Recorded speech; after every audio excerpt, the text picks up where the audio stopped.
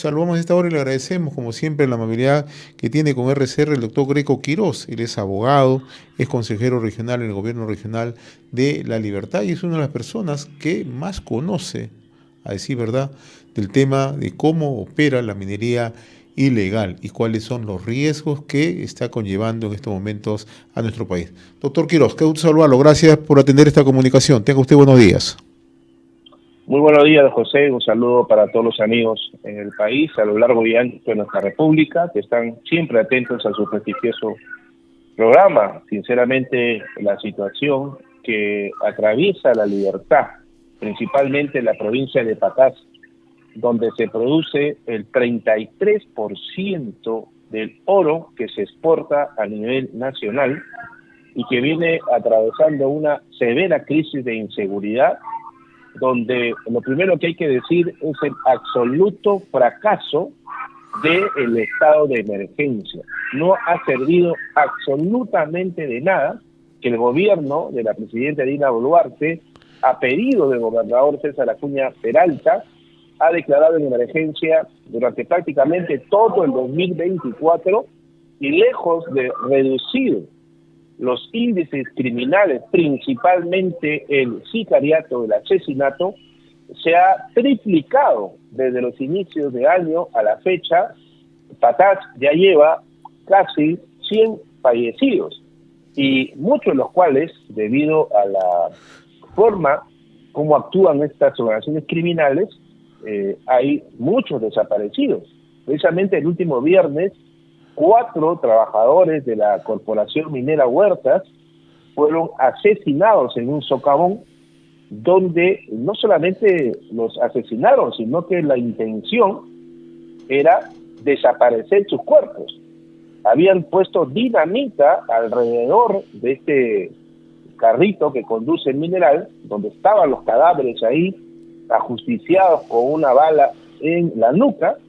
Iban a desaparecerlos explosionando con dinamita y, claro, iban a producir que el socavón quede tapado y desaparezcan estos cuerpos para siempre, no permitiendo siquiera a sus familiares poder darles cristiana sepultura. Felizmente, digamos así, la circunstancia es que esta mecha se humedeció y no se prendió, lo cual no se generó la explosión, y pudieron al día siguiente, después de 24 horas, retornar sus compañeros de labores al socavón, encontrando ahí los 4 cuerpos, y pudieron rescatarlos con el apoyo ya de la Policía Nacional, que llegó tarde como siempre. La policía solamente llega, discúlpame la frase, José, la policía solamente llega a recoger cadáveres, nada más. O sea, han mandado policías a Patás, han mandado soldados a Patás solamente a recoger cadáveres, porque a eso se dedican ahora, porque de prevención, de captura, no hay absolutamente nada en la zona en este momento.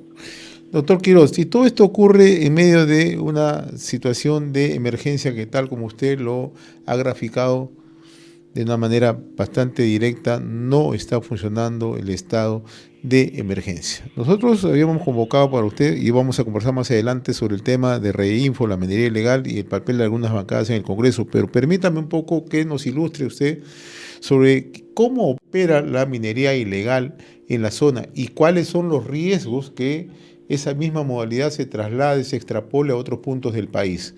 Por favor, porque usted ha hecho una investigación bastante directa sobre las desapariciones, sobre la manera como opera, cómo se asocian el crimen organizado con la minería ilegal, pero además el factor corrupción que impera en la zona. Mira, José, y esto que lo entiendan todos los amigos televidentes y quienes nos escuchan a nivel nacional, lo siguiente. La ola de minería ilegal que tenemos en el país, que no solamente está produciendo aproximadamente, solo en este año 2024, ya 3.000 millones de dólares que está generando esta minería ilegal e informal en el Perú, solo el 2024, pero que además está generando más de 30.000 toneladas, así como le escuchas, por favor, 30.000 toneladas de explosivos. Es obvio que esa barbaridad de explosivos no es, pues, lo necesario para la minería, sino que a través de la minería, a través del famoso reinfo, es que sacan esos explosivos, esa dinamita, que luego es abastecida a las organizaciones criminales y que hoy por hoy utilizan en todo el Perú la dinamita como herramienta de coacción, de amedrentamiento, para que cualquier ciudadano, desde un pequeño comerciante y pequeño transportista o empresario, pague una extorsión. Si tú no pagas una extorsión, te ponen una dinamita en la puerta de tu casa. ¿Y cómo sale la dinamita? Pues muy sencillo. Los señores de la SUCAME dicen, a mí me presentan el reinfo y yo como SUCAME le doy el permiso para que saque la dinamita. Pero oiga, señores de la SUCAME, ustedes no le preguntan siquiera si ese socavón que tiene este reinfo, dónde queda ese socavón, cuáles son las dimensiones, qué capacidad de material tiene para poder medir por lo menos cuánto explosivo debería dar. ¿Y sabes qué dice la SUCAME? No, eso no es mi problema. A mí no me pongas esa responsabilidad. Eso que lo vea el Ministerio de Energía y Minas.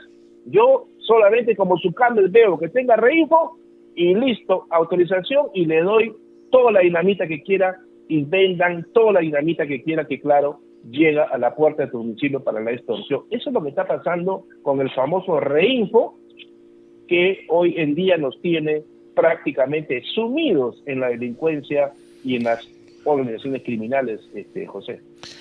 Ahora, sin caer en una situación de alarmismo, pero mirando con realismo lo que está ocurriendo, usted conoce muy de cerca la experiencia en todo el corredor minero de la Sierra de la Libertad. Estamos hablando de Patás, estamos hablando de Santiago de Chuco, estamos hablando de Sánchez Carrión, que es Huamachuco, Otusco, llegando a Cajabamba, en Cajamarca.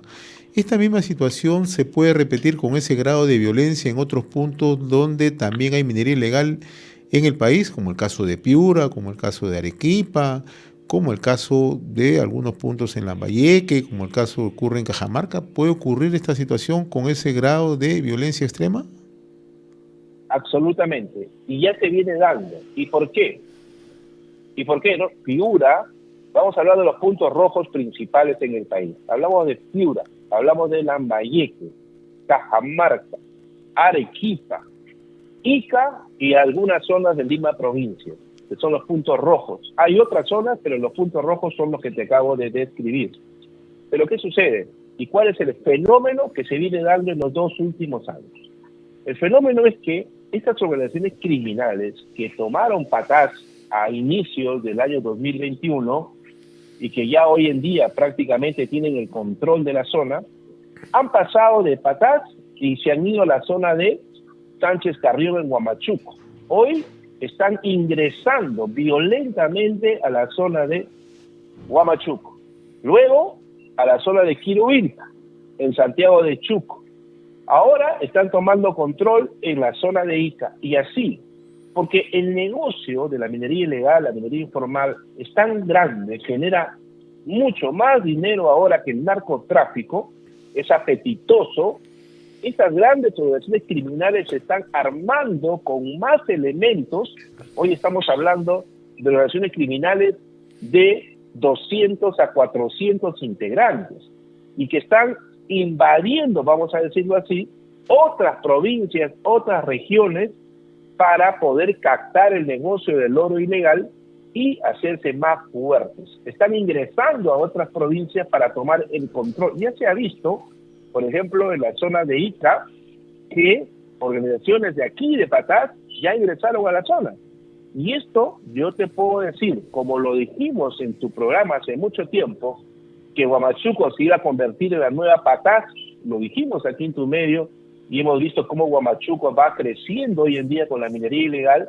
Hoy anunciamos aquí también en tu medio que hay el peligro que estas organizaciones criminales se están expandiendo a otras provincias y simplemente el gobierno no está haciendo nada al respecto y más bien el Congreso promueve y facilita la actividad de la minería ilegal e informal. Es el Congreso el que les da las herramientas para continuar haciendo lo que hoy en día todos vemos como se da en el país, ¿no?